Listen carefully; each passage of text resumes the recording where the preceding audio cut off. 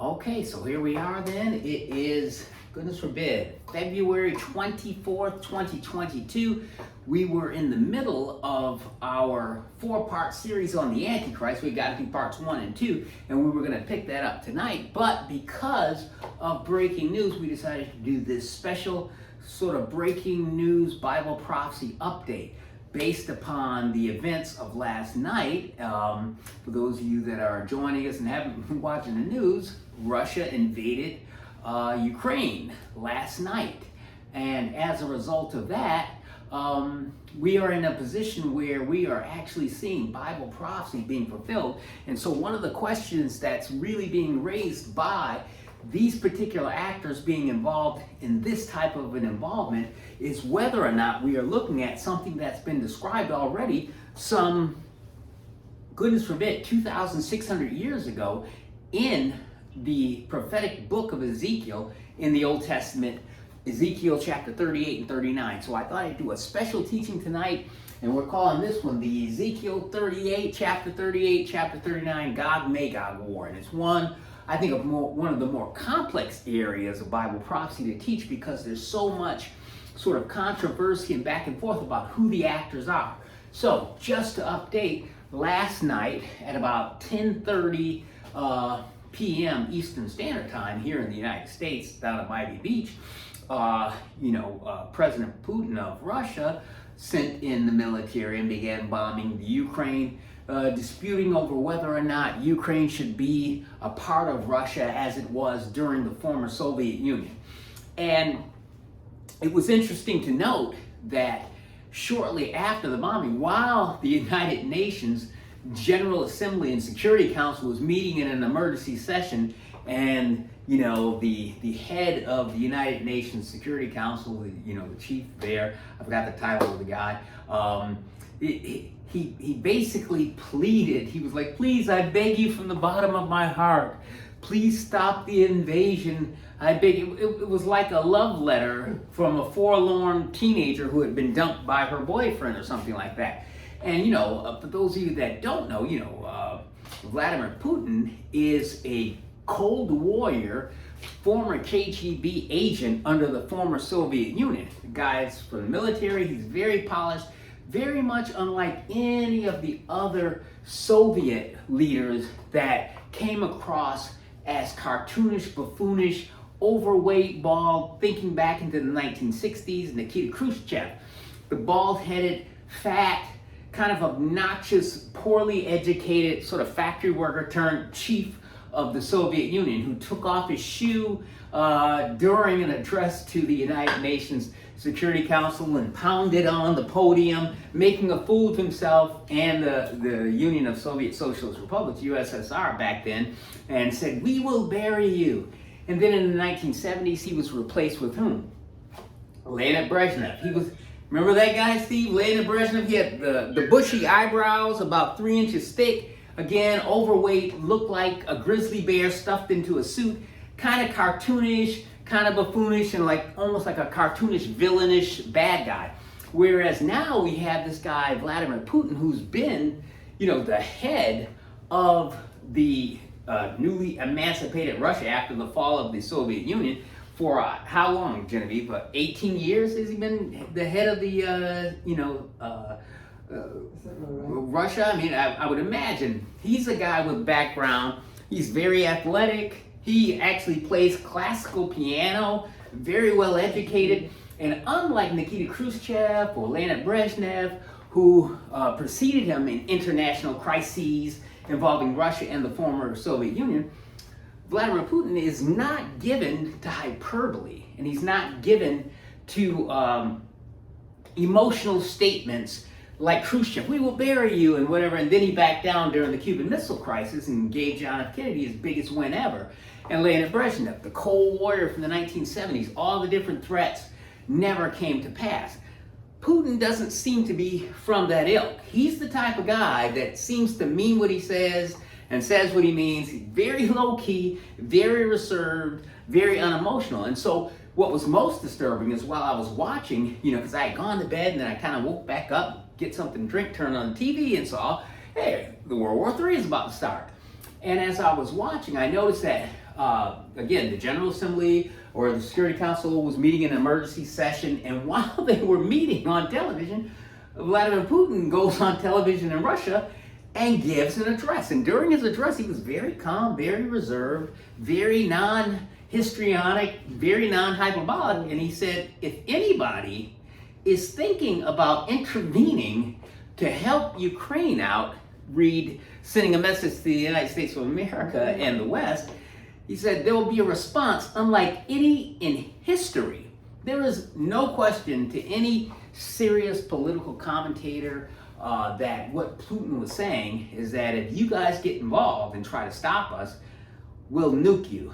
And that was the first time I ever really saw a world leader come almost, literally word for word, and say, we'll kill you with nuclear bombs. So we are clearly in a new era. We've had the worldwide pandemic to deal with the last couple of years. Now we're segueing into what? Maybe the precipice of World War III, when, again, Putin, a very non-emotional, non-histrionic, non-kind of overstate his case type person, is saying, we won't hesitate to use nuclear firepower to stop you.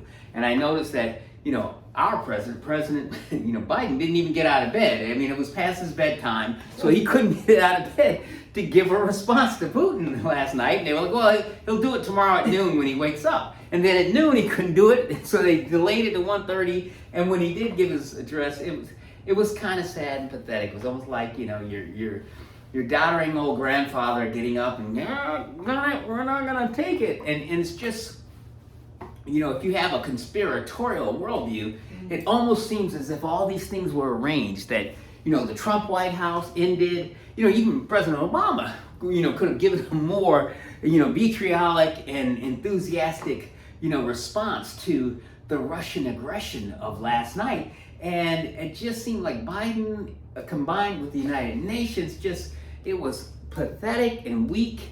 And it's not the type of response that would encourage a Cold War KGB agent like Vladimir Putin, a super athletic soldier of war, to back down. And now they're talking about, we're going to do economic sanctions, but not the SWIFT thing, which is the world banking, credit card system. We won't kick them out of that because that would be too severe. But we're going to be united in opposing and imposing economic sanctions, which means that Putin wins, and I think he'll be even more emboldened. Now, we're not here to talk about political science. That's not the whole point of it. But what we are seeing, Steve, you had a comment? Steve's joining us again. For those of you out there in YouTube land, we got several new subscribers since the last time we met. So South Beach Gospel Ministries on YouTube. Like and subscribe. Make comments if you can, because that pushes us up in the algorithm.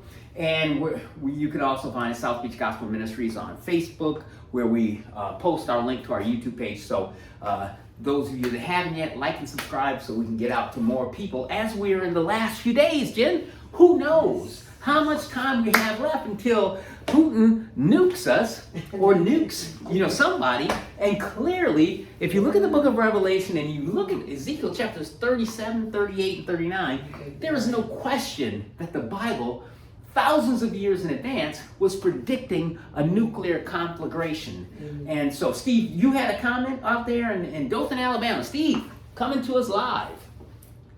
Yeah, no, nothing hurt. Just carry right on, man. Yeah, so, so again, what I was thinking as I was looking at that last night, I said, geez, I'm going to have to cancel my Antichrist teaching and give a teaching on this guy, Gog, who is decidedly not the Antichrist. And we're going to turn to the book of Ezekiel, for those of you guys that are following along at home. And I'll just read the relevant portions, and then we'll kind of talk about it. And what we'll talk about tonight is really kind of building a distinction between the Battle of Armageddon, which will occur at the end of the 70th week of Daniel, that 7-year period of time when Jesus comes to end the war at the second coming, and the Ezekiel chapter 38, 39 war of Gog and Magog, and to distinguish it from another battle called the Gog-Magog battle that clearly is at the end of the 1,000-year reign of Jesus Christ, at the end of the millennium. So we're going to talk about those things. Antichrist being someone different than this guy Gog, who is the chief prince of Magog, and why I think that the Battle of Armageddon and the Ezekiel Gog-Magog war is separate and apart from one another. Though, there's all kinds of debate on it. So let's start out, if we could. Let's see. Steve, why don't you read the first 5 verses, and depending upon how well you come across. Steve, did you get a chance to listen to our video from a couple weeks ago when you were doing the reading for the Antichrist? Yeah, you can hear okay. It's a little faint, but you can still hear. So our viewership audience out in YouTube land, will they be able to hear the verses as you're reading them? I'll belt it out as best I can. Okay, so Steve, give us the first 6 verses of Ezekiel chapter 38. And the word of the Lord came unto me, saying, Son of man, set thy face against Gog, the land of Magog, the chief prince of Meshech, and Tubal, and prophesy against him, and say, Thus saith the Lord God, Behold, I am against thee, O God, the chief prince of Meshech and Tubal, and I will turn thee back, and put hooks into thy jaws, and I will bring thee forth, and all thine army, horses and horsemen, all of them clothed with all sorts of armor, even a great company with bucklers and shields, all of them handling swords, Persia, Ethiopia, and Libya with them, all of them with shield and helmet, Gomer and all his bands, the house of Togarmah of the north quarters, and all his bands, and many people with thee.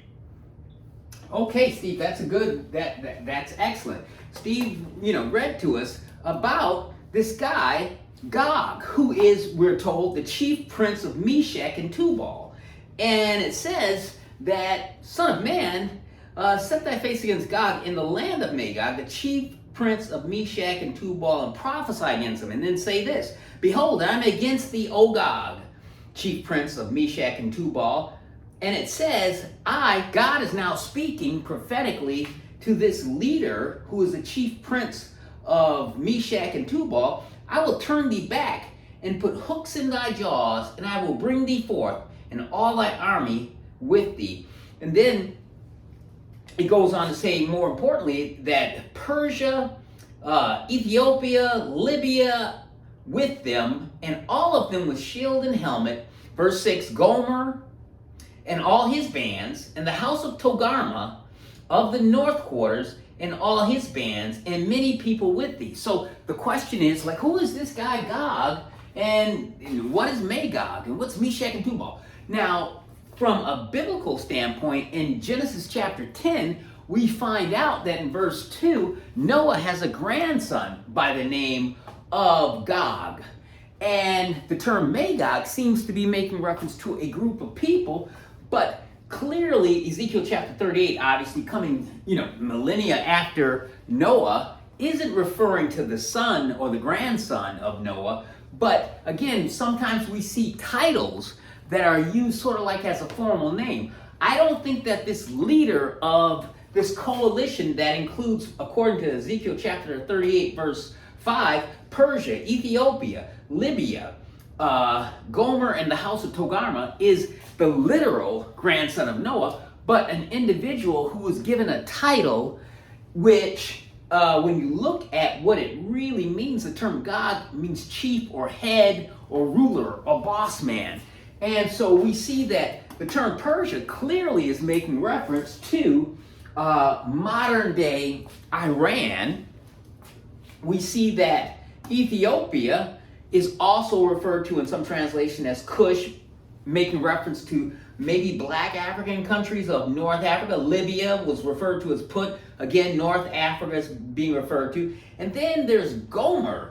And there's some, controversy about what Gomer is exactly. So let's go ahead and take a look at my little, Ezekiel 38 chart that I made. And let's take a look and see what we can come up with in terms of the different viewpoints on who these actors are and what their names mean, and how this may be a reference to what we are about to see or what we see going on. Gog, chief prince of Meshech and Tubal.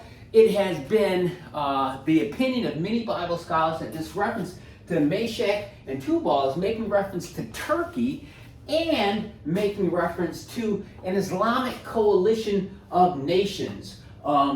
Magog, son of Japheth, the grandson of Noah in Genesis chapter 10, verse 2. Again, Magog, is a title that is being applied here, not the literal grandson of Noah, but the allies of this chief prince who was in charge of this group that's referred to as Magog. We have Persia mentioned in verse 5 and 6 of Ezekiel 38, which is modern day Iran. Actually, this is the same Persia that was the chest of silver. Remember the metallic man dream of King Nebuchadnezzar in Babylon? The head of gold was Babylon, and the chest of silver was Persia, that united together with the Median Empire to create Media Persia. And it's this same Persia that centuries later, in fact, recently in the, 1920s or 1930s, they changed their name from Persia only within the last few decades to Iran. And Iran being a type or a contracted form of the root word for Aryan, which some people believe meant that they were trying to relate back to their roots, to these super godmen that Adolf Hitler worshipped, the blonde-haired, blue-eyed godmen that came down from the stars called the Aryans, and that's what Hitler was obsessed about. And that since the Persians were trying to sort of associate themselves with that superior race of beings, they renamed themselves Iran and changed the name from Persia. But the name Persia has been the name for that country since the time of King Nebuchadnezzar and the Babylonian Empire up until just a few decades ago. So we know that Persia is Iran. Ethiopia, also known as Cush in the Bible, seems to be making reference to black African nations of maybe north and northwestern continent of Africa. Libya, again, North Africa, also known as Put in the Bible. Remember, we had Muammar Gaddafi was the head of Libya until the powers that be, New World Order guys, got rid of him because he wouldn't play ball with them. And then Gomer, that's an interesting term. Some people have associated it with European power. Some have said that's Germany or coalition of Western European states. Interesting. These are the guys that are going to be helping Gog invade Israel. And then you have the house of Togarmah.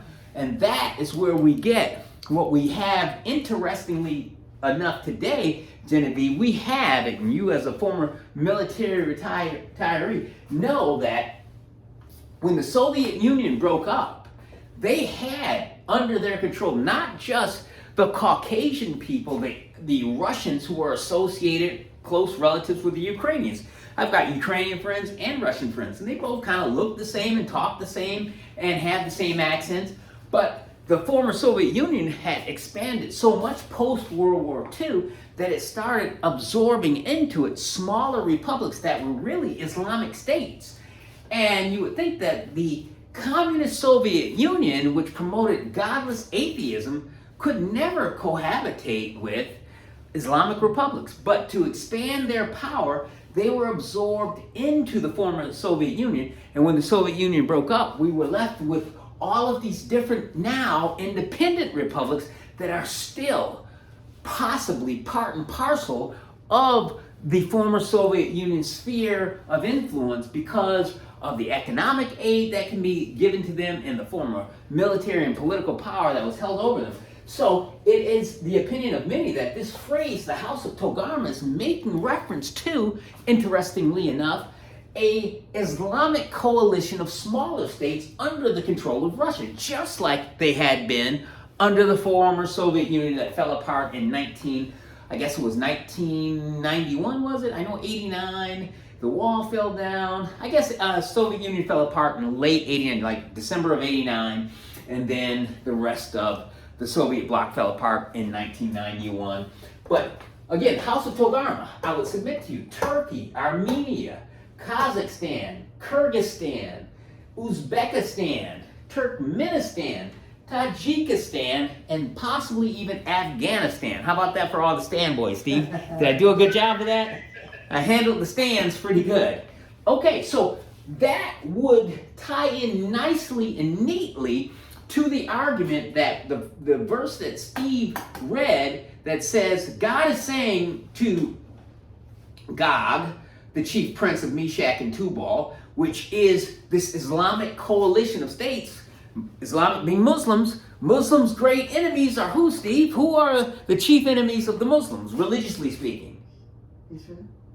Thank you, Genevieve. Israel. Steve gets a 0 on that one. Genevieve is right. Israel. You know, it's part and parcel of what it means to be a Muslim to hate Israel.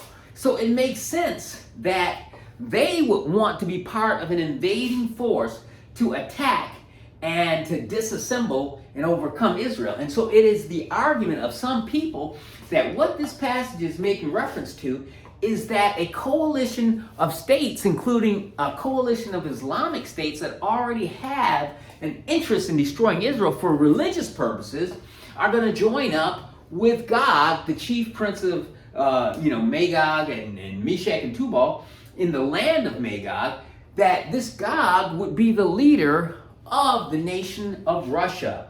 And there's a number of different arguments as to why that is, but the prevalent, if you look at a consensus of Bible prophecy scholars, the prevalent consensus is that God is making reference to Russia, and that this whole Meshach and Tubal reference is an Islamic coalition of former Soviet satellites combined together.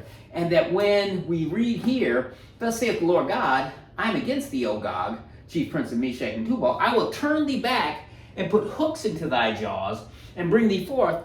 It has been suggested that it would appear that this coalition led by Gog, maybe Russia, is doing an invasion and taking over something, and then God puts it in the mind of the leader of Russia. Who's the leader of Russia? Right now, it would be Vladimir Putin. Maybe that could mean that God himself will be the person that puts it in the mind of the leader of Russia, potentially Vladimir Putin, nothing against him personally, but hey, Bible prophecy is coming alive right in front of our eyes, and we're told to be watchful. So it would behoove us as good students of the Bible to consider the possibility. What if, while in the process of invading and overcoming and making Ukraine part of the former Soviet Union, which is the argument of many political commentators that what Putin is really doing, there's nothing of any great value. There's not oil in Ukraine. There's not South African diamonds under the surface in Ukraine. What he's really trying to do is to grab back the ethnic cousins of the Russians and expand out Russia to Mother Russia's former glory under the Soviet Union, prior to that under the reign of the Tsars, the Tsarist Russia was glorious and powerful, and until the Bolsheviks destroyed the country and made it part of the Soviet Union. And that some people believe that is the life mission of Vladimir Putin, to restore Russia to its former greatness under the Soviet Union, and prior to that under its glorious period of time under the Tsarist Russians. And so if in the process of doing that, he gets the thought, you know what?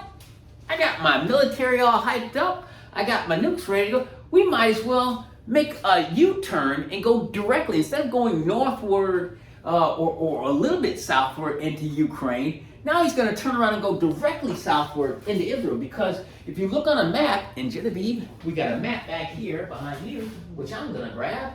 And if we take a look at our global world history map here, we get a chance to see that, interestingly enough, and here it is, here are these Islamic states that I made reference to. So Genevieve, if you could, come up, Vanna, and make yourself useful, and hold on, get behind there, and let's take a look. So here we are. Okay, here's Mother Russia. There's Siberia, goodness forbid. This is a big landmass. This isn't even the former Soviet Union. This is Russia right here. Okay, just south of that, Kazakhstan, which I told you is probably what is being referenced to when it's talking about the House of Togarma. Kazakhstan and Uzbekistan right here. Turkmenistan right here. Iran right here. Pakistan, Afghanistan, all the Stan boys hooking up with Mother Russia. There's Moscow right there. Hooking up with Mother Russia and invading and taking over Ukraine, which is right here. Here's where the battle has been going on all night, right there in Ukraine. And the Russians have come down, military has come out of Moscow, gone down right here into the Ukraine. Okay, now we find that, the European states over here possibly are what's being referred to when it makes reference to Sheba, Dedan, and the merchants of Tarshish. Some people think Spain is related to Tarshish, making a protest, but a political protest, which is exactly what we saw last night, Genevieve, with what? We saw that with the United Nations General Assembly leader pathetically, please, I beg you from the bottom of my heart, don't invade them, please. And Putin is like, what? And then the president of Ukraine called to plead for, some kind of peace. He didn't even answer the phone. He's like, no, it's wartime, fellas. And so let's see. Here's Turkey. Again, Turkey is again thought to be part of this coalition of the House of Togarma. So what if Russia is busily invading Ukraine and decides, you know what, let's make a detour and let's drop down into the land of Israel. And where's the land of Israel? Right down here. So right out of the north, we find out Ezekiel chapter 38 and 39 is saying that an invader from out of the north will drop down into Israel and invade from out of the north, and that there will be a conflict right about here in the northern part of Israel. Here's Russia. Here's all the Stan boys, Kazakhstan, Turkmenistan, Tajikistan, Uzbekistan, Afghanistan, kind of surrounding Israel to the north and to their east. And moving down into the land of Israel is what we believe that is being referenced to by Ezekiel in Ezekiel chapter 37 and 38 under the inspiration of God himself. So, again, the allies, Persia, which is Iran, Ethiopia, Cush, Libya, put Gomer, maybe a European coalition, who knows? Let's take a look and see what some other commentators have suggested. And here's our other smaller colored map. Let me give you another close-up here, if you could, Genevieve. Well, you know what? Yeah, go ahead and hold that for me. Okay, so here, ancient times. Here's Armenia, which is also believed to be, by some, to be part of this House of Togarma that's going to help Gog invade the land of Israel. So, where would the land of Israel be? Here's Israel over here. This is back in the time before Christ. The land here was known as Armenia. This is Media. This is Persia. Media, Persia, uniting together to form a super kingdom. So here's Persia, also part of this coalition led by Gog. There's your Persia in the Old Testament. And that's where ancient Babylonia was. And so let's see. Persia linking up with Gog out of the north, moving down into Israel from out of the north. Here's a modern day view. Now, this is what we're looking at now. This is what you're going to see on CNN and on Fox and on all the news channels. Here you have modern day Middle East, and here's Turkey. Again, part of the House of Togarma. Probably. There's Armenia, part of the House of Togarma. Azerbaijan, Turkmenistan. There's Iran, formerly known as Persia in the Bible. And there's your coalition right there, linking up with Russia, which is up here, moving down out of the north into the land of Israel from the north until you finally get, there's the Golan Heights, the Sea of Galilee, and moving down. But before they can even get to Jerusalem, to the heart of the land of Israel, there's a supernatural intervention that God himself is involved in. Now here's Ethiopia, there's Sudan, there's some of your North African countries, so there's Egypt and all of that. So again, this gives us a picture of what it is that Ezekiel chapter 38 and 39 is actually making reference to. Thanks so much for that, Genevieve. And so now, let's take a look and see what some other commentators have said. I'm looking, at one website that dedicated to Bible prophecy has made the suggestion that when you're looking at Ezekiel 38, chapter 3, verses 3 through 6, Persia, Iran, we already said that. That's consistent with what my primary view is. Cush, also known as Ethiopia.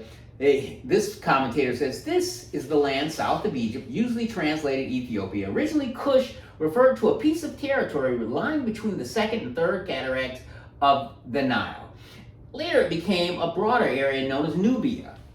In broad connotative usage, it is generally viewed as embracing Black Africa, another one of the coalition that teams up with Gog to invade Israel. And then you have Put, also known as Libya. His comment on that is the third son of Ham. Josephus identifies him, the famous historian who wrote the History of the World book. Josephus identifies him as the founder of Libya, whose inhabitants were originally known as the Putties. In a connotative sense, it is associated with North Africa, populated by the Berbers and the tribes distinct from Cush, and thus reaches from Libya to Mauritania, to Maghreb, Algeria, Tunisia, and Morocco, all of these smaller North African states, which are surrounding Israel directly to Israel's west and on the other side of the Sinai Peninsula. Okay, let's see what this guy has to say about Gomer. Now, this is interesting. He says, this makes reference to the Cimmerians. Cimmerian, that's a word for you. And also Germany. Some people have suggested, some Bible prophecy scholars have suggested this is in some way a reference to Germany. Now, that would be a little bit confusing because Germany, is basically coming down on the side of the West right now in terms of the invasion of Ukraine. But who knows what happens if this reference in Ezekiel chapter 38 is a reference to, say, Vladimir Putin, the leader of Russia, being, having God put hooks in his jaw and lead him into the land of Israel. Who knows what Europe's position will be then. It says here, he says, in the Babylonian Talmud, the biblical Gomer was the father of Ashkenaz.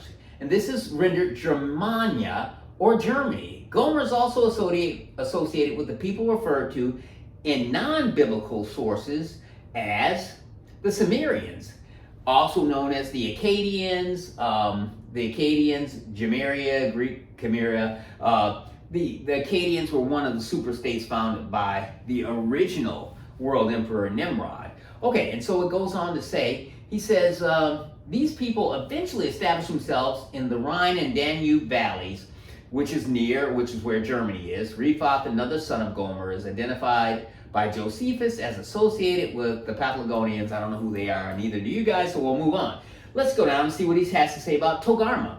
He says these are the Turkish tribes and also includes Armenia. And then he makes reference from Genesis chapter 10 again, another son of Gomer.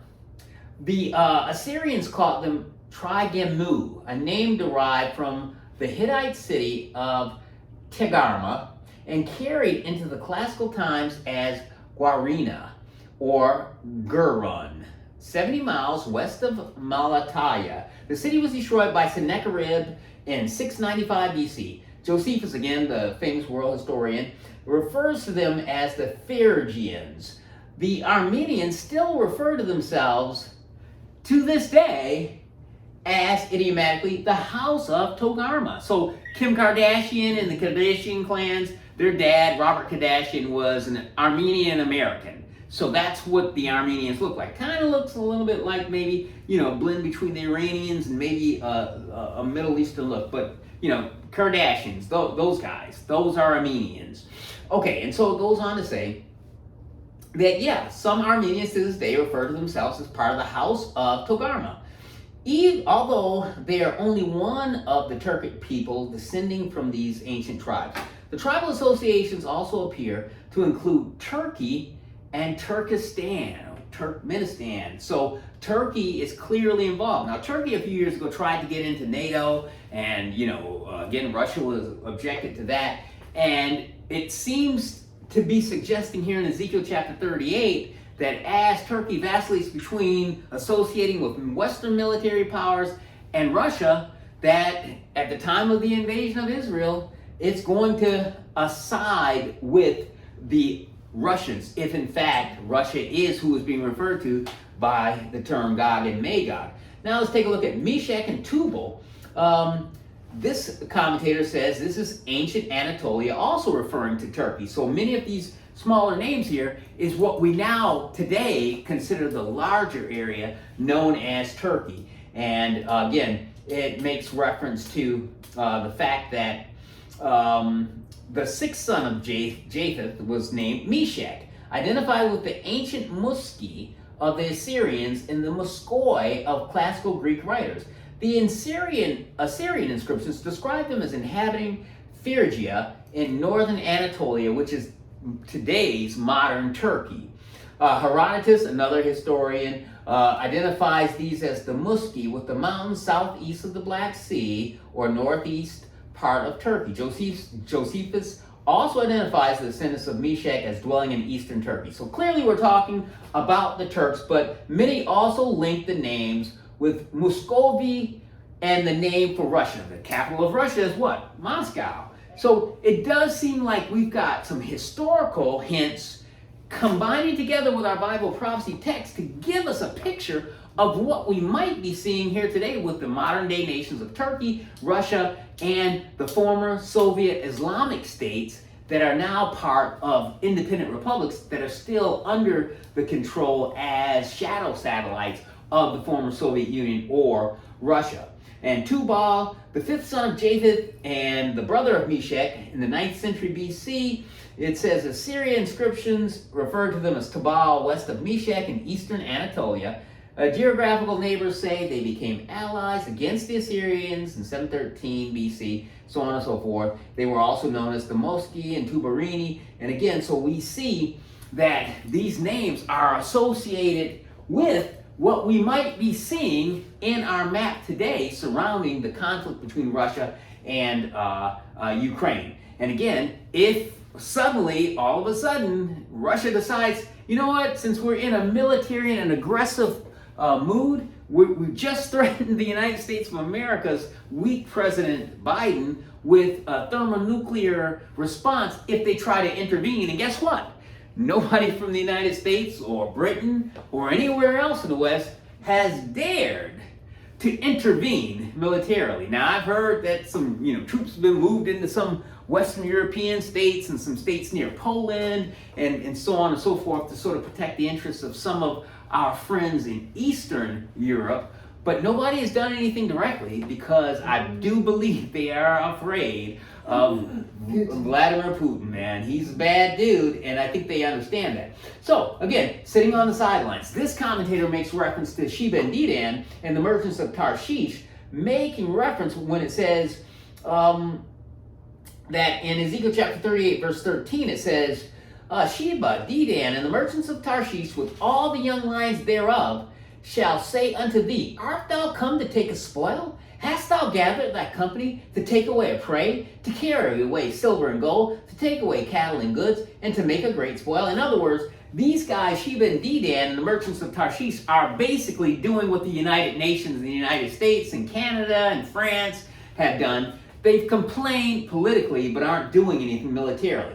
This commentator says Tarshish is making reference to the east. It says, it's talking about an area around the Red Sea. Others have made reference to the fact that this might make reference to Spain, possibly.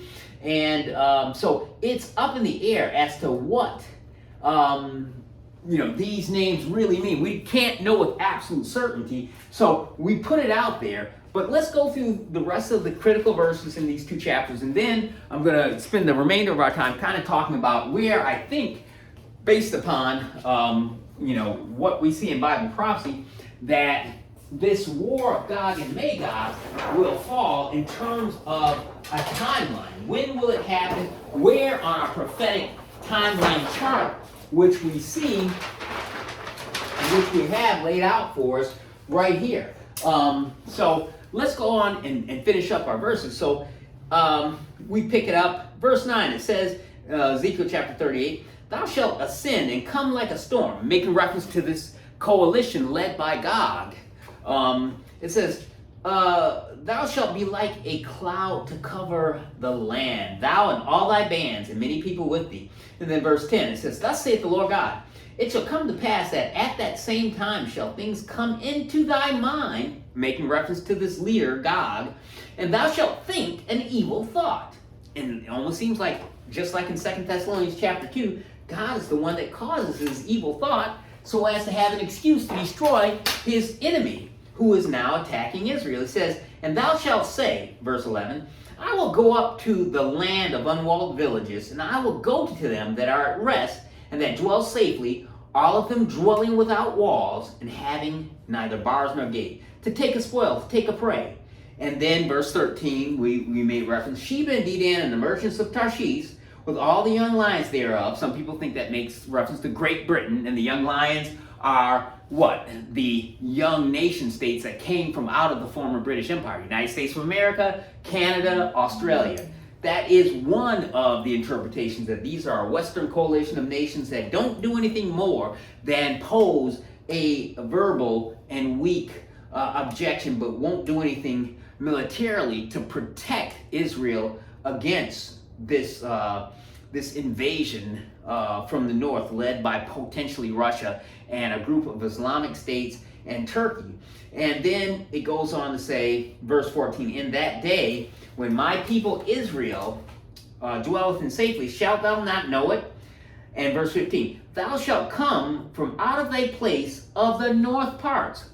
The big nation due north of Israel, we just found out by looking at the map, it's none other than Russia. And it says, thou and many people with thee, that would account for all of the either North African or former Islamic states joining up with Russia from out of the north, all of them riding upon horses, a great company and a mighty army. And thou shalt come up against the people of Israel as a cloud, and I will bring thee against my land, and the heathen may know me when I shall be sanctified in thee, O God, before their eyes. In other words, what this is a roundabout poetic way of saying is that God is going to lure this Islamic, your battery's going to die, Genevieve, so you're going to need to do something there.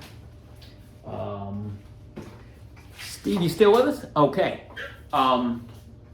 So what we find out then is that, you can use that, but yeah. So what we find out then, it seems like what God is saying is that he's going to put it in the heart and mind of this leader to come down into Israel so that God can glorify himself. So that God himself, Steve, you like it sideways or straight up better? That's fine. Either way, it's good. Okay. And so God himself is going to be the one that puts it in the mind of this leader. Hypothetically, let's say if it were Vladimir Putin, God putting it in his heart and mind to invade the land so that they can be destroyed. And that would end up working very nicely and fitting perfectly into our interpretation of the rapture of the church, the 70th week of Daniel, and the second coming of Christ, for reasons we'll mention when we get through the final verses. So it goes on to say, verse 18 of Ezekiel 38, and it shall come to pass at the same time when God shall come against the land of Israel, saith the Lord, that my fury shall come up in my face. For in my jealousy and in my fire and wrath have I spoken. Surely in that day there shall be a great shaking in the land of Israel. Verse 22, and it says, and I will plead with him with pestilence. Pleading doesn't mean he's going to be like the United Nations. Genevieve's got you sideways there, Steve, like you're on LSD or something. He doesn't want to. So let me straighten that out for you, Steve-O. You know? All right.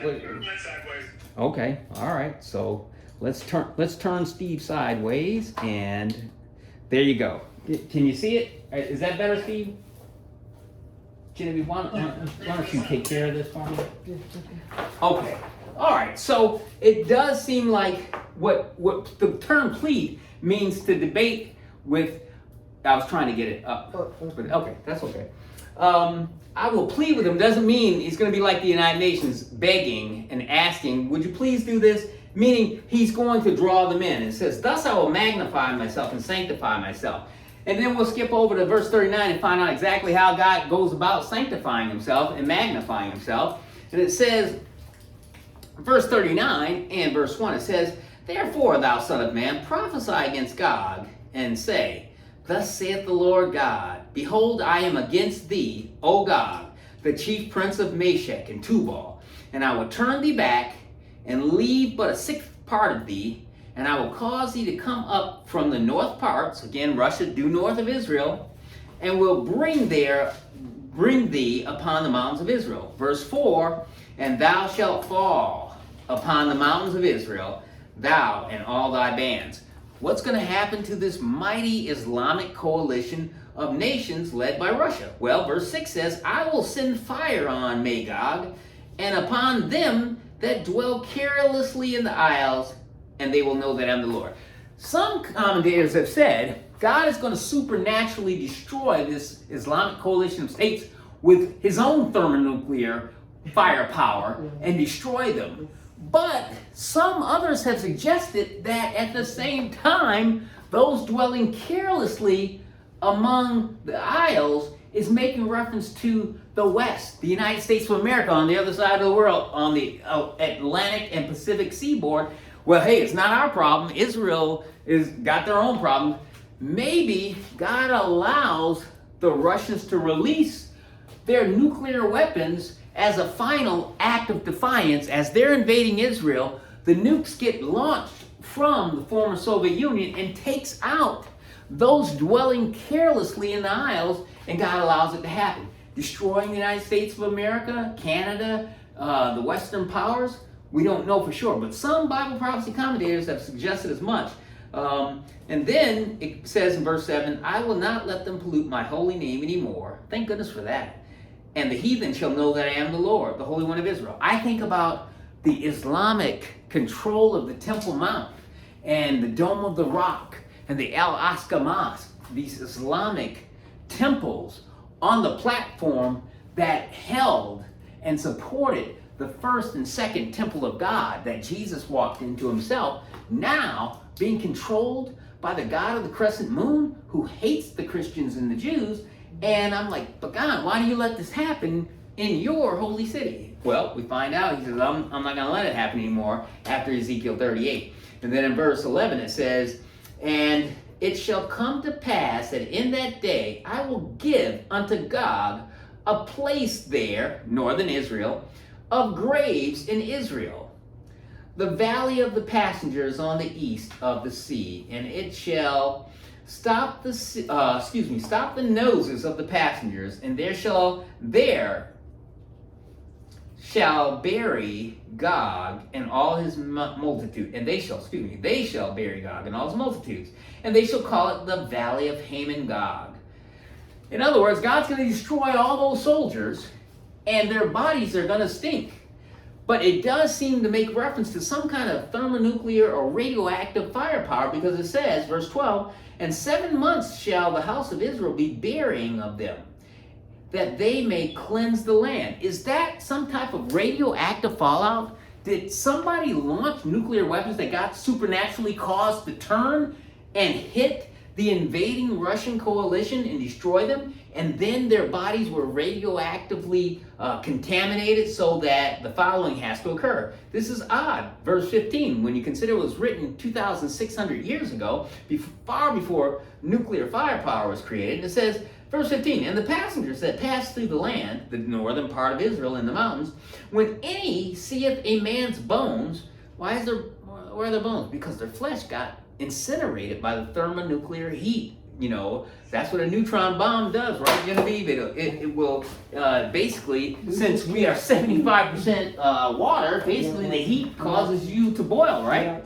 You melt, as Genevieve says, like wax, and your bones are left. And so it says, when anybody sees a man's bones, he will set up a sign by it till the buriers have buried it in the valley of Haman Gog. And the valley of Haman Gog means sacrificial meal. It seems like these are the radioactive remains of the thermonuclear fallout orchestrated by God himself, so that God can get the glory. And that's exactly what Ezekiel 38 and 39 is saying is the reason for all this. So with the time we have left, let's take a look at our Bible prophecy timeline chart.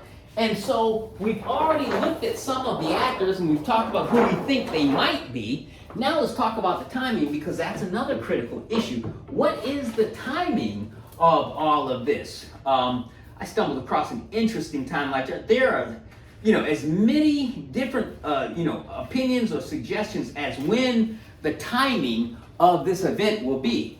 And what I did here is I separated out, so that you guys wouldn't be confused, the two references to the War of Gog and Magog. The one in Ezekiel 38 and 39 clearly is making reference to what I've suggested is this Islamic coalition led by Russia. But there's also a different reference to a War of Gog and Magog, but that doesn't occur until the end of the millennial reign of Christ, which we know would have to be at least 1,000 years later. So, follow me here. Here is the general area where I think the Ezekiel 38, 39, Gog-Magog War. Here you are. You have Jesus dying on the cross, the beginning of the church age right here, and the 2,000-year period of the church ended by the rapture. And somewhere around that time, just before or after the rapture, will be your Ezekiel 38 and 39 War of Gog and Magog. And I don't believe that you will get unto the Battle of Armageddon until you get to the end of the 70th week. So I believe that you're going to have your Ezekiel 38, 39 Gog-Magog War somewhere around here. You'll have your Battle of Armageddon, Second Coming of Christ, somewhere around here. And then after a 1,000-year reign of Christ, you'll get your Revelation chapter 20, verse 7 War of Gog and Magog, when Satan is released from out of the bottomless pit, goes throughout the whole world, gathering together an army of rebellious children born during the millennial reign of Christ, who pretended to be followers of the Lord, but secretly opposed Jesus. And then when Satan winds up and gathers up that army, which the Bible refers to as, the Battle of Gog and Magog, God sends fire down from heaven to destroy them. And then time comes to an end, and then you have the new heavens and new earth. But clearly what you're reading about in Revelation chapter 20, verse 7, cannot be associated with what you're reading about in Ezekiel chapter 38 and 39, because the 20 Gog-Magog confrontation in Revelation 20 is at the end of the 1,000-year reign of Christ. So, where do we think this Ezekiel chapter 38 war is? Well, let's go to our blow-up of the 70th week of Daniel. And again, here's a close-up of our chart. And so what we're going to, if you could, thank you, Genevieve. What we're thinking then in our color close-up is that this is your Revelation 20 Gog-Magog war. Clearly, that's not what's being referred to in Ezekiel chapter 38 and 39, which I've titled Ezekiel 38 and 39. So here is the rapture of the church. The question is, does the battle of Gog and Magog occur just before the rapture? Or do you put it on this side of the line and it occurs just after the rapture? Or is it part of the Battle of Armageddon, which is right here, involved with the second coming of Christ? Okay, and for reasons we're about to talk about, I'm going to reach the conclusion that I believe that the best argument is that the Ezekiel 38-39 war, again, separate and distinct from the end of the millennial reign of Christ. So we'll put Revelation 20's Gog-Magog war way over here. But the Ezekiel 38-39 battle, let's see. When will that occur? I think that the best argument for it is going to be right around the time of the rapture.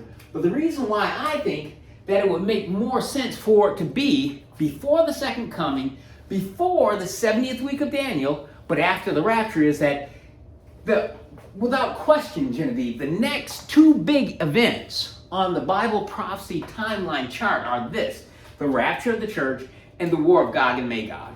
The War of Gog and Magog is going to prove to the whole world that there's a supernatural God in Israel, and that God saved his land from utter destruction, and that it wasn't the United States of America, and it wasn't the United Nations. Now, why would the United States of America, with our position vis-a-vis Israel all these years of being a supporter since 1948, why would we stand by quietly and silently and allow, whether it be Russia or some other invader, with a bunch of Muslims, the enemies of Israel, to go in and invade, to destroy, and sit back and say, oh my gosh, please don't do that. That's so mean. Are you guys going to go steal something? Why would that happen? A good reason why that might occur is this. Of all the nations in the world, I mean, certainly I've made the argument that America is certainly not a Christian country. There's no such thing as that. But in terms of born-again biblical Christians that will be, taken out of the world instantaneously at the rapture, certainly the United States of America is going to have its fair share. When we're gone, evil will be released, but wouldn't the United States of America be devastated? Anybody that's in government, anybody that's in industry, if overnight, instantaneously, a bunch of people, what do we have? We've got about 300 million Americans now. What if maybe 1 in 10, what would that be, Jenny? That'd be 30 million? 30 million Americans. If there's only 1 in 10, that would be 30 million Americans disappearing instantaneously. Could that destroy the infrastructure of America to the extent that America's in chaos? You've got the Luciferians left behind running the country, and they all hate Israel.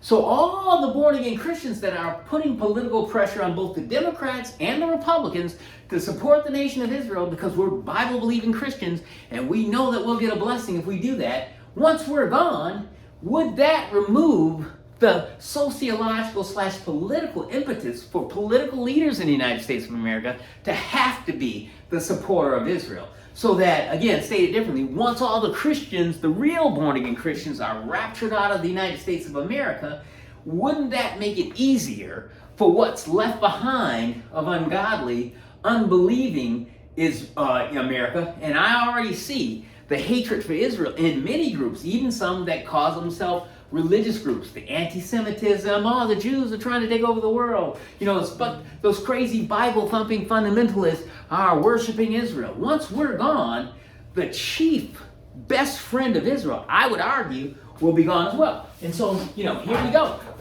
Jesus' best friend, Israel, and the church is Israel's best friend along with Jesus. When Jesus takes us out of here, the whole thing gets turned upside down. And then, all of a sudden, Israel has to rely upon what? Donald Trump? He's gone. Some political leader, the president of the United States as their best friend. Bad news. We're going to find out that the politicians, not fearing the Christians who aren't here anymore, aren't going to support Israel anymore. And that might explain why the United States of America does not intervene militarily. But that would require that this Gog-Magog war happened immediately after the rapture of the church. So here's our rapture right here. And if you put that kind of right in there, rapture of the church, boom. Then you've got a period of time when this battle of Gog and Magog can, in fact, occur. Now, the event that starts the 70th week of Daniel, which is that 7-year period of time here, 70th week of Daniel divided out into two 1,260-day years, isn't the rapture itself. So the 70th week of Daniel, or that final 70 years period of time before the second coming of Christ, doesn't begin at the rapture of the church. It begins when a covenant is confirmed between the Antichrist and the nation of Israel and all of the United Nations together.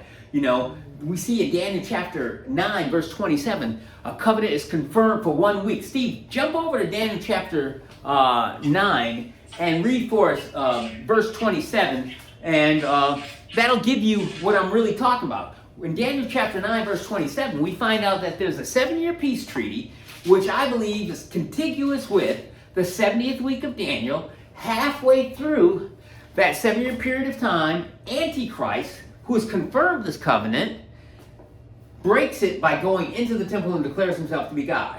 Again, would not the rapture of the church give rise or make it a lot easier for the United States of America to sit on the sidelines while Gog-Magog goes on? And when Gog-Magog occurs, when God himself has to intervene to supernaturally get rid of the Muslims, then the Temple Mount is free for what to be rebuilt? For what to be rebuilt, Steve?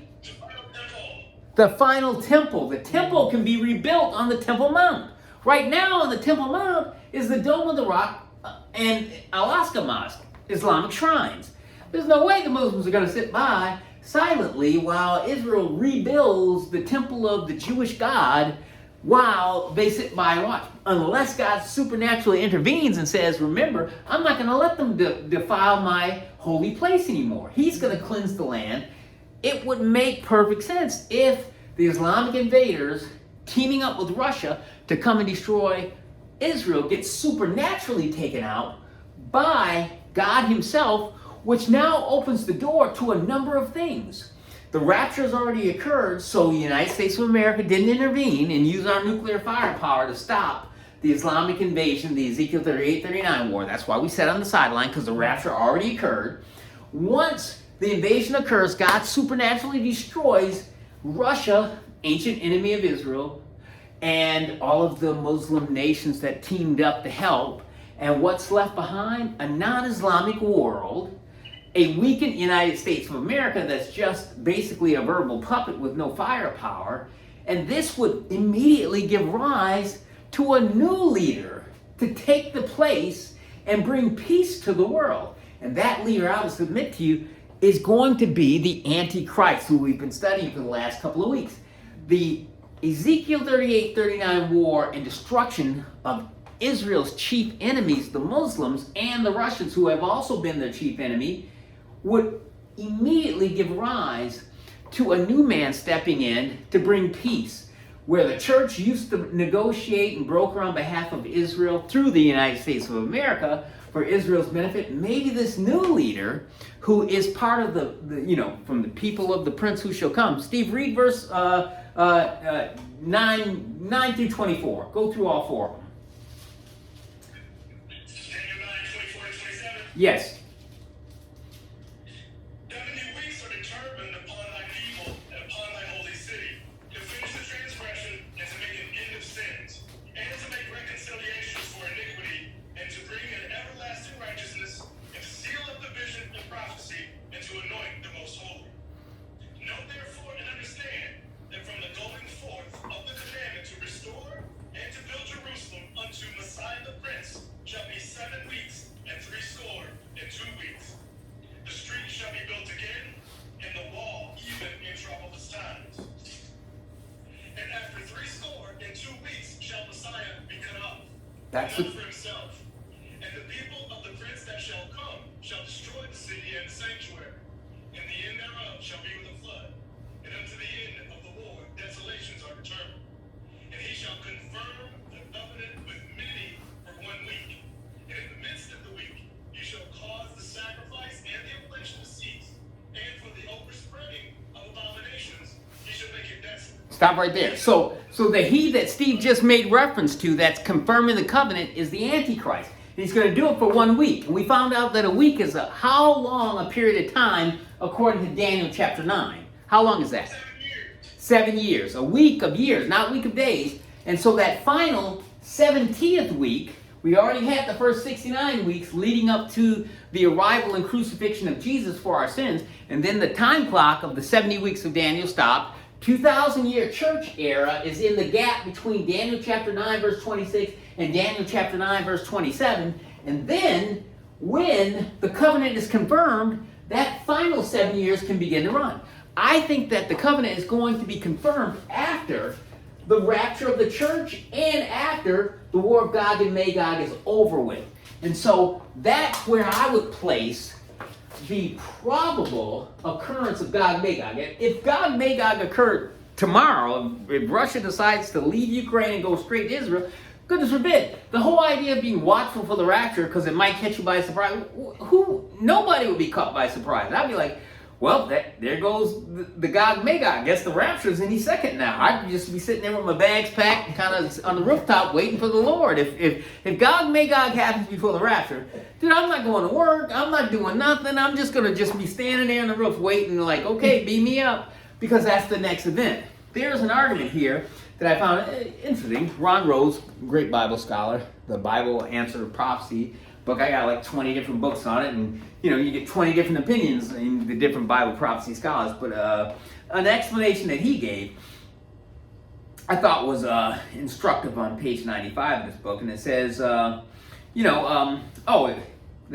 was a question as to whether Iraq is going to be part of the invading Ezekiel army, and most Bible commentators are unsure. He says, with regards to the question, will Iraq be part of the invading Ezekiel 38 force? He says, Ezekiel 38, verses 1 through 6, the Northern Coalition, in his opinion, will include Russia, Iran, Sudan, Turkey, Libya, Kazakhstan, Kyrgyzstan, Uzbekistan, Turkmenistan, Tajikistan, Armenia, and possibly Afghanistan.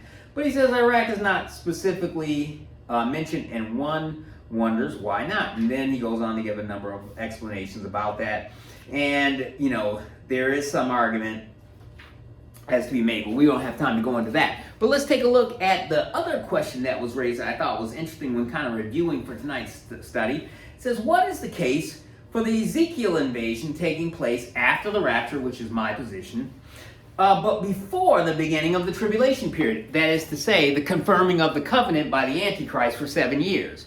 And these are the arguments that he supports that I also support. So since he's supporting my position, I'm going to read his and ignore all the others. So this is what he says. He says, Steve likes that. He's laughing at me. He says, one, these are the reasons for a post-rapture, but pre-70th week of Daniel tribulation period, confirming of the 7-year covenant. He says, one, the world will likely be in a state of chaos following the rapture. That's pretty much my position. Since the United States has such a heavy population of Christians, the rapture will have a devastating effect on the U.S. Russia and her Muslim allies may well seize the moment, considering this the ideal time to launch a massive attack against Israel. All the Christians are gone. What is that to say? When the cat's away, the mice will play, and I think that's what's going to happen. So that's my position as well. He says, number two, once God destroys Russia and the Muslim invaders prior to the tribulation period, this may open the door for an earlier rise of the Antichrist as the leader of the revived Roman Empire, a European superstate. Even though the Antichrist doesn't have to be himself from Rome or, Western European, the nation state or a coalition of states will be based out of the former Roman Empire. I agree with that as well. Reason number three for a post-rapture, pre-70th week, Ezekiel 38-39 war says, with the Muslim invaders having already been destroyed prior to the beginning of the tribulation period, this might make it easier for the Antichrist to sign a peace pact with Israel, making reference to none other than what Steve just read, Daniel chapter 9, verse 27, that 7-year covenant that's confirmed by the Antichrist, guaranteeing that Israel will be protected, especially from Muslim attacks. And then the last two arguments he makes, number 4, he says this scenario may account for Israel's ability to reconstruct the Jewish temple on the Temple Mount in Jerusalem. With the Muslim forces decimated, Muslim resistance will be greatly minimized. Exactly what we just talked about. And then the final argument he makes, if the invasion takes place after the rapture takes place at least 3.5 years prior to the beginning of the tribulation period, then this scenario would allow for the weapons used in the invasion to be completely burned for 7 years, which we have laid out for us in Ezekiel chapter 39, verses 9 and 10, prior to the midway point of the tribulation period when Israel is forced to take flight from Jerusalem. And it says, it may well, and that's laid out for you in Matthew chapter 24, verses 15 to 21. And then he says, it may well be then that a significant time lapse exists between the rapture and the beginning of the tribulation. I'm not as persuaded by that one. In other words, what he's saying is that in Ezekiel chapter 39, it talks about because of the radioactive nature of the weapons left over after the Gog-Magog War, it takes 7 years for the radiation to decay. And he says, if that happens, 3.5 years before the covenant is confirmed, then the whole 7 years will have transpired by the midway point of the 70th week when Antichrist goes into the temple and Israel has to flee. I don't think that's necessary. I tend to think, and I would submit that I think what's most likely is the rapture happens first, and then in short order, immediately after rapture, the Gog-Magog War occurs because the Christians are all gone, and now Putin, who's now reuniting the former Soviet Union under this new Russian republic that's becoming a superpower again says, hey, you know what? Now that I'm gaining some power, and now that all the Christians are gone, and now that the United States of America is in chaos because of the UFO thing, where all those people disappeared, and we don't know if it's the UFOs or whether it was, some other form. Nobody knows what happened to all the people. And so remember, Antichrist and God himself is going to give strong delusion, maybe tying into extraterrestrials and a time warp and a Stargate and all this. The bottom line is America will be in chaos after the rapture, and it might be at this point in time that Gog, Putin in Russia, possibly says, you know what? Well, everything's in chaos. Let's go destroy Israel and take over the Middle East. And there you go. Some people say there's oil in Israel, and that would be the reason that they're going into Israel to take a spoil of oil and all that. Russia already has a lot of natural gas, and that's why the gas prices are going up astronomically. So I don't know if that would be the primary motivation, but certainly Satan has manipulated both Muslims and Russians, at least the Russian state under the former Soviet Union, to persecute the Jews through anti-Semitic activity, because it is a spiritual thing. Not because Russians are bad people and Americans are good people, or Muslims are bad people and non-Muslims are good people. It's Satan will use whatever willing participant, whether it be women in the Garden of Eden, or Muslims in the Middle East, or Russians in Eurasia, to bring to an end the great enemy, the people of God, Israel. So again, I would agree that it's going to be after the rapture, because it's going to make it easier for the Islamic invaders and the Russians to invade, take over Israel. God destroys them on the mountains of Israel, proving that there's a God in Israel, and the United States of America, now decimated by the rapture, didn't come to the rescue. It was God that came to the rescue. Now, everybody, oh man, we don't want to mess around with those, people from Israel, because they got a God there. And now arises a new political leader, this man who the world loves. Remember, Antichrist is going to rise to world acclaim, and he's going to strike a peace deal, and he wants to be friends with it because they got this supernatural being. I don't know why, Antichrist decides, but look at the end of the book of Revelation. Antichrist goes to war against God himself and Jesus coming back. So again, Antichrist pretends to be friends with Israel and says, you know what, I'm going to strike a peace treaty for 7 years, making it impossible for anyone to attack you, and I'm going to let you rebuild your temple. And there's no Muslims to complain because they've all been destroyed.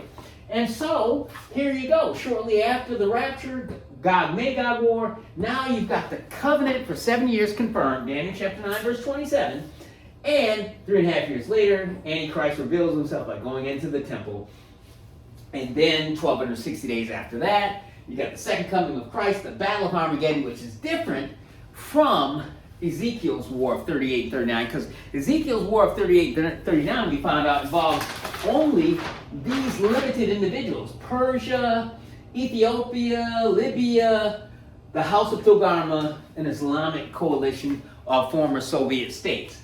But the Battle of Armageddon, on the other hand, is completely distinct and different from that, in that the Battle of Armageddon, which will occur over here, involves the whole world. Everybody left in the whole world is coming to the Valley of Megiddo to go to war against Israel and eventually Jesus and his church as they come back at the end of the 70th week of Daniel. So those things are different.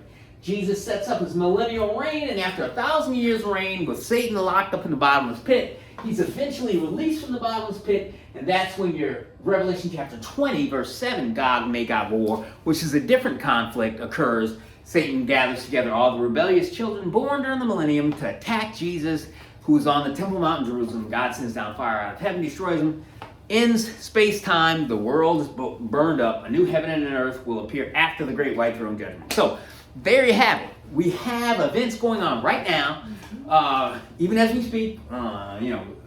CNN, ABC, CBS are covering what's going on in the Middle East. And I think that ties into what is eventually going to be the Ezekiel chapter 38, 39, Gog-Magog War, which should be closely contiguous with the rapture of the church. So since we see the potential of Ezekiel 38, 39, Gog-Magog War about to occur, maybe the beginnings of it have already occurred, does that mean that the rapture has to occur like maybe tonight, tomorrow, next week? Who knows? Steve, right? Excited. Steve's excited. Steve's coming through the camera. Possibly it means that the rapture is right there. So, with the time we have remaining, then I'm going to go ahead and end it right there, fellas. And I'm going to let Steve close us out in a word of prayer. So Steve's going to join us via Zoom for all our friends and family out there in YouTube land. So Steve, go ahead and do honors and close us out and pray that the rapture will happen soon, man. I'm hoping Gog-Magog happens so that the rapture can happen even sooner, man. And that would be great. So let's get on out of here. Close us out, Steve. Lord, well, thank you again for the opportunity for us to study tonight. Lord, to take a look at a very timely issue, Lord, that Herb has thoroughly plumbed the depths of, Lord, to bring us some understanding about the times that we're in. Lord, we thank you again for our little house church, just chugging along as, ragtag as we can, Lord, but it's what you want, what you have us to do these last days while you, save these last few folks that need to hear the gospel. But Lord, I pray more than anything that your return would come quickly. In Jesus' name I pray. Amen. All right, so Genevieve and I will be going out to South Beach on Saturday morning, 9 o'clock. So those of you guys that have a mind to pray for us, that we'll be successful. We've had some really good times, especially since Christmas. So with the time running short, this is a great time to do evangelism, man. People's hearts open up. So pray for Jen and I as we go out and do the work of an evangelist out on Saturday morning. So with that then, fellas, that'll be it until Saturday. We'll report back live from South Beach if the rapture doesn't happen first and if the world isn't already in the midst of World War III. We're going to preach right up to the end. And when we can't preach anymore, that's it. So, goodness forbid, this could be the end of the show, and I hope it is. So, all right, see you guys on Saturday, and next week, for those of you guys that join us, we will pick up and finish up our series on the Antichrist. If situations don't change that require another special Bible prophecy update, but who knows what will happen. We might have to do another one. So anyway, until then, God bless you guys, and we will see you on Saturday.